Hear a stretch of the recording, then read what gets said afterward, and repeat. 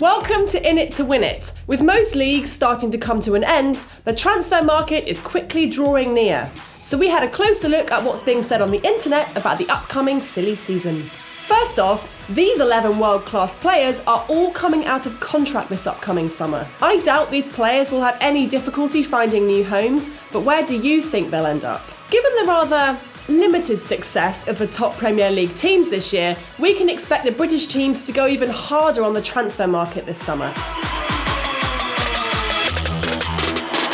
The question remains though, can any Premier League club afford this man?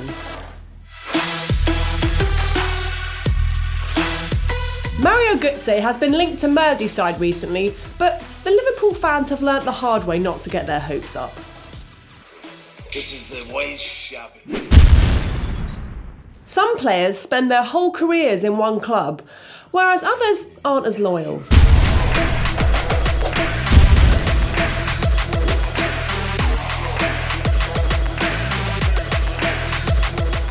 Two strong teams with a different mentality, but who do you think will win?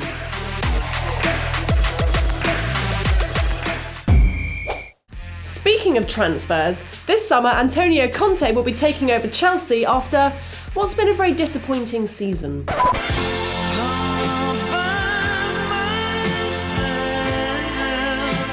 These players will probably have to start looking for new clubs or make sure they finish the season strongly to renew their contracts, while these players might look to reconnect with their old coach.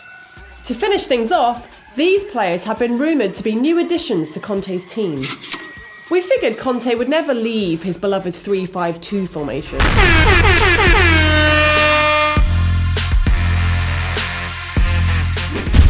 No team has ever won the Champions League back-to-back, but with Barcelona beating Atletico de Madrid in the first leg of the quarter-finals, their chances of winning have just increased. Much of their recent successes can be attributed to the attacking trio of Suarez, Messi and Neymar. About 20 years ago, Barcelona had a perhaps equally as skillful attacking trio. Not too long ago, this trio was also playing for Barcelona. Now let's move over to our newly launched sports apartment in Stockholm, which is also available to rent on Airbnb. Speaking of sports apartments, we all know that footballers have a fairly special relationship with their houses, so we decided to take a look at the most luxurious and interesting houses throughout the years. Rather unexpectedly, Ronaldo has several houses. Here are just some of them. How about this Teletubby mansion that Balotelli was thinking of buying?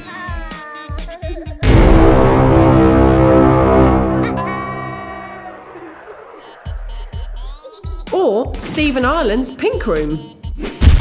There are only 2 months left to the start of the biggest tournament of the year. It's the 15th championship, and there have only ever been 3 teams in history who have been able to win it more than once. These 3 countries are also favourites to win this year, but what country do you think will score the most goals this tournament?